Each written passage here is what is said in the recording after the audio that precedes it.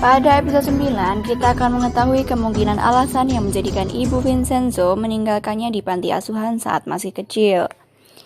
Vincenzo mengetahui ketika dia dan Cha-young mengunjungi sebuah rumah sakit di mana mereka mendapatkan informasi bahwa Ibu Vincenzo berada pada stadium akhir kanker. Dia sudah lama mengalaminya, termasuk ketika dia meninggalkan Vincenzo. Dia meninggalkannya karena dia menderita kanker paru-paru stadium 3 dan mengira dia akan mati. Sementara itu, para penyewa masih berusaha mencari emas di seluruh gedung, guys. Para biksu bahkan mencoba menemukannya dengan menggunakan metode energi untuk mendapatkan emas.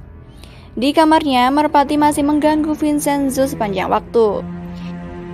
Salah satu merpati memiliki sesuatu yang terikat di kakinya. Meskipun mungkin itu tidak berarti apa-apa untuk saat ini.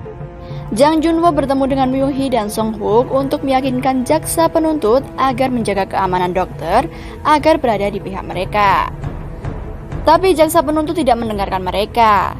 Dokter memanggil Junwo, mengatakan kepadanya bahwa dia tahu dia adalah bos yang sebenarnya dan mengatakan dia harus memberinya 30 juta dolar jika dia ingin dia bekerja sama.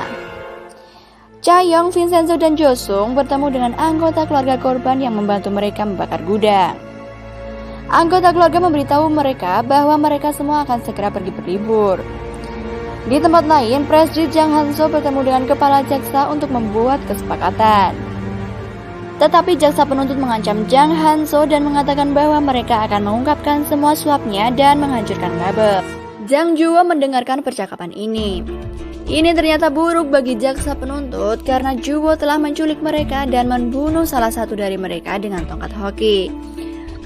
Letaknya tepat di atas kepala jaksa kedua di depan Han-so, Myung Hee, dan Song Hook. Mereka semua tidak percaya itu terjadi begitu saja. Han-so hanya ingin menakut-nakuti mereka.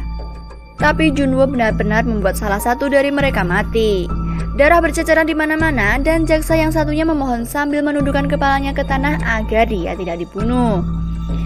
Kembali ke gedung, pasangan pegadaian melihat dua pencuri masuk ke kamar Vincenzo, sehingga mereka menyelinap masuk juga dan mulai melawan mereka.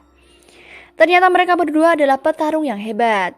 Lee Chul-wook memiliki telinga kembang kol yang berarti dia tahu cara bertarung di lapangan. Istrinya terlihat seperti dulunya juga seorang pegulat karena dia mengambil salah satu pencuri seperti dia mengangkat beban dan melemparkannya. Setelah makan malam dengan anggota keluarga, Cha-young pulang dan diserang oleh orang Babel yang jahat. Meskipun begitu, Vincenzo tahu bahwa mereka mengikutinya dan mengalahkan orang-orang itu.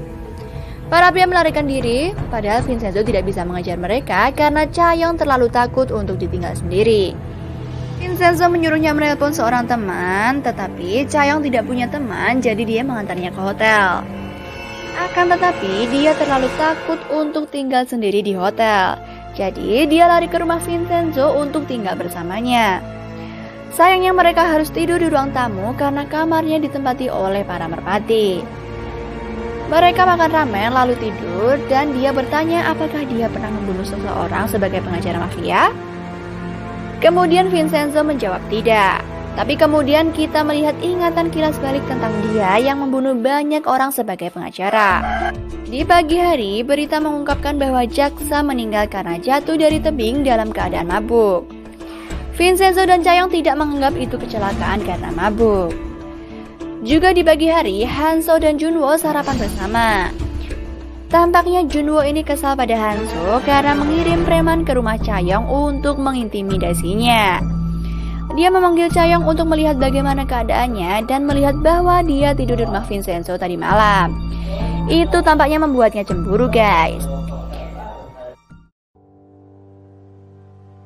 Cerita sampingannya adalah bahwa pemilik gedung mendapat informasi tentang iris mata pria Cina untuk membuka kunci brankas.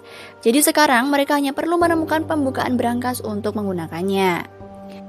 Kembali ke orang Babel, Babel memutuskan untuk meminta jaksa menyelidiki dua bank besar di Korea untuk memaksa bank tersebut berinvestasi dengan mereka.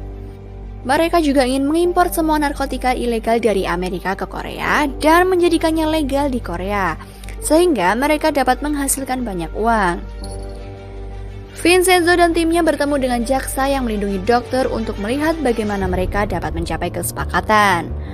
Namun kemudian jaksa mengatakan bahwa dokter tersebut bekerja dengan Bubble lagi, sehingga mereka dapat menyelidiki dokter tersebut secara ilegal.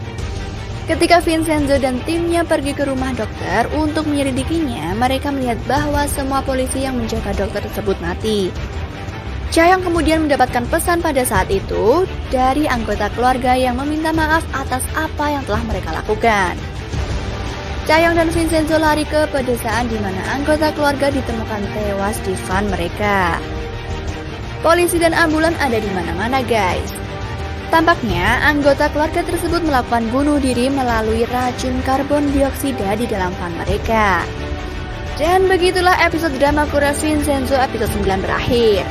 Terus ikuti kisahnya di sini ya guys, karena malam nanti kita akan bisa menyaksikan episode 10 yang tampaknya episode selanjutnya kita mungkin akan menyaksikan adegan action lagi dari Vincenzo. Oke, udah dulu ya. Bye-bye.